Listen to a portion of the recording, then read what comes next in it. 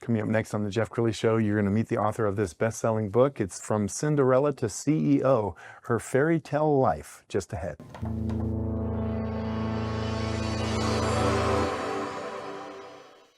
Many are predicting that the worst is yet to come, which is unfortunate, said one person here. Until now, they've enjoyed the reputation of being the nation's icebox. Watched a burglar in his home this morning by webcam. As a journalist of over 25 years, stories are what make my world turn. Reporting live from the Dallas newsroom tonight, Jeff Crilley, Fox 4 News. But in 2008, I took the jump from my familiar life and started a PR firm from my home. We're talking about anyone with a camcorder like the one I'm using becomes a television network. We started slowly growing the company, and we now have over 100 clients, and we've branched into the world of live digital broadcasting. I now own 8 different TV studios and have a huge team, and the stories that I now get to share are sometimes the most important of my life. Life has a funny way of coming around full circle. This is the Jeff Crilley Show. Well, as the owner of a successful PR firm, I like to navigate within my industry, and I meet marketing people from all walks of life in different capacities. And I had the great occasion to serve on a panel the other night with Cary Broussard. She's with Cinderella CEO. Thanks for coming on the show. Thank you for having me, Jeff. Well, it's wonderful to be here. Well, I guess we should start with the obvious. Okay, Cinderella CEO. What does that mean? So Cinderella CEO means you can think and act like a CEO at any level. And when I wrote the book From Cinderella to CEO, I wanted to tell the story of how women in particular were influential, women who traveled on business were influential in making the hotel industry, the hospitality industry, travel better for men, women, families. And so it's rooted in transformation. Yes, and you're something of a trailblazer because at the time you were working with Wyndham. And Yes. So tell us about that conversation and what did it turn into? Great question. I moved to Dallas to be head of PR for Wyndham Hotels and Resorts, and it was a fantastic opportunity, could not resist. And then when I got, and Wyndham Hotels at the time was 45 hotels, so I am dating myself, but we wanted to grow to where actually Wyndham is today, which is close to 9,000 hotels. Exactly. And so what we looked at, and my background, Jeff, is went to all girls schools, a family of 4 girls and 1 boy. And what I saw and others saw in the company is that we needed to tap into the fastest growing segment of the business travel population, and it was women. And so we had the research. We worked with the Richards Group at the time and Patrice Tanaka and company from New York City. And we really put together research that said women were willing to pay more to have a good hotel experience, and men were kind of burned out on business travel. So we took the research. We basically transformed the industry with women by asking women questions and then listening to what they had to say. We started with an advisory board. We still do that today. And we listened to what they had to say. And when we did that, implementing their suggestions, we were able to grow our brand, the Wyndham brand in particular, to attract women, and they were willing to pay $14 more per night. Wow, that's amazing. It was simple, right? And we're going to show a clip here in a minute, but I want you to set this up. So you do an award each year, and it's a Cinderella Award. Do I have that right? So we launched the Cinderella CEO Awards in 2019, and what we wanted to do was find Cinderella CEOs in cities that would tell us how they overcame obstacles, how they transformed themselves to become really successful people, successful business owners, successful, positions within corporations. And we ended up getting 200, what do you call them? Entries, I guess. So wow. 200 entries from women across the country. And then we flew the finalists to New York. And since then, just did research on these 200 women who were all had aspects that were connected to each other that really were things that really got them to be where they were today as a successful business owner, as I mentioned, corporate person.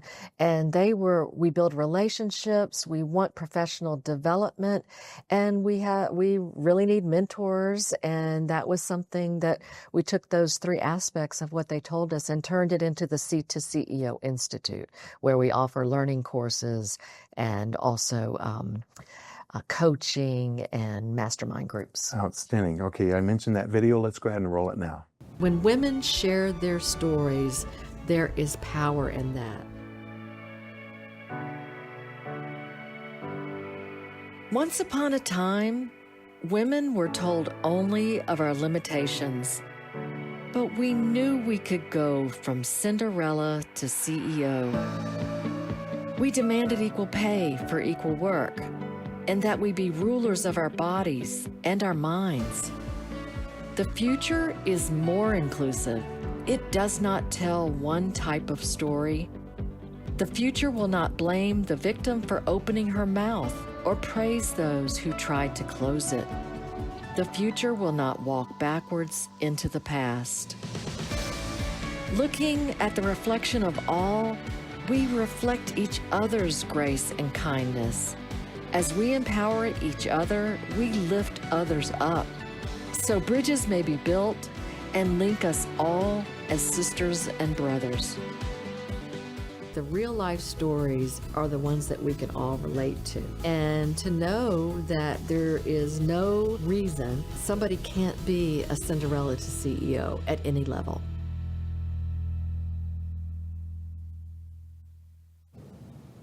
Wow, I love the branding. And this best-selling book came out originally in 2005, and then you re-released it a few years ago. Yes. What are some takeaways?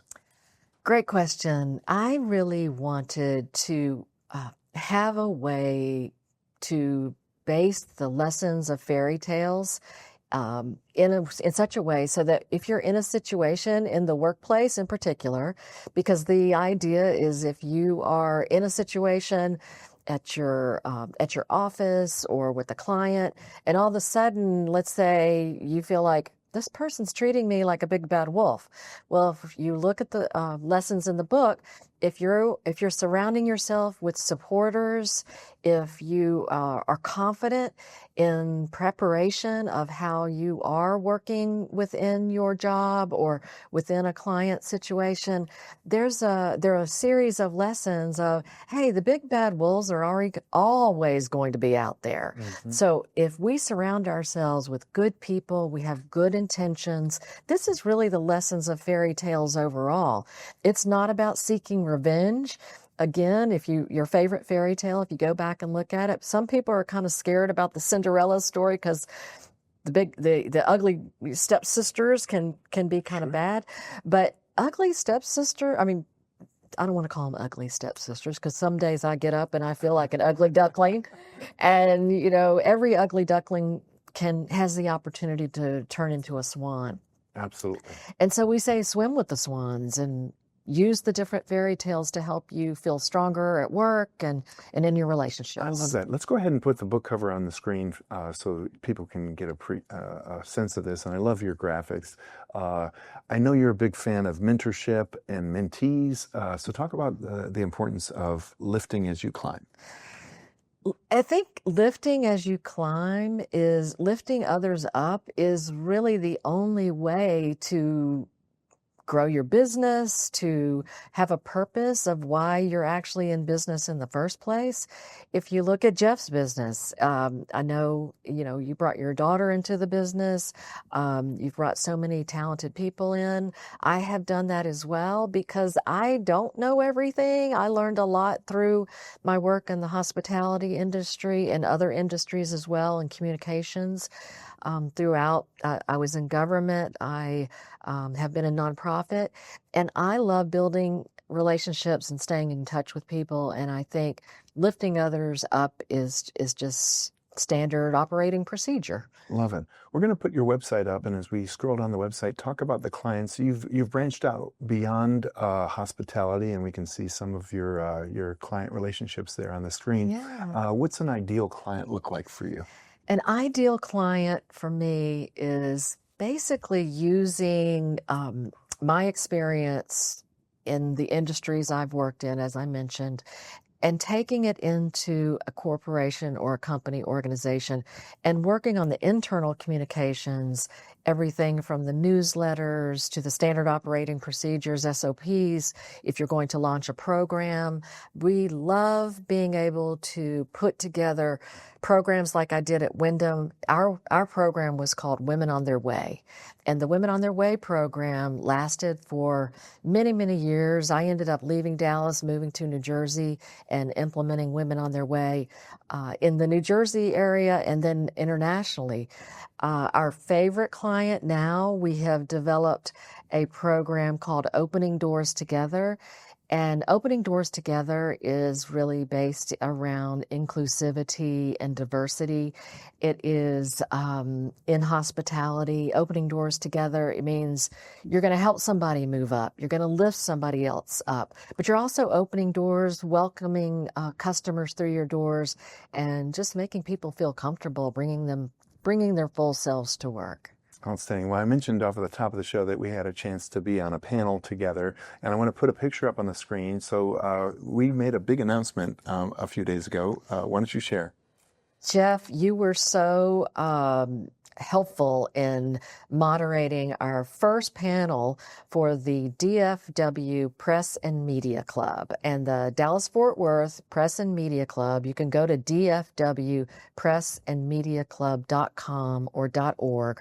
What our intention was to do, and I want to shout out to Tammany Stern, who this was her brainchild, to bring the club back and be very inclusive of new media, not only press and journalism, but new media. And how do we merge the two, or the thousands now of new media, and opening the doors for students, making sure we bring everyone along in the Dallas-Fort Worth area and giving them a platform, having them meet people like Jeff and Dale Hansen, Rebecca Lopez, Jay Rosser, Martha Tiller, all the great executives who were on the panel.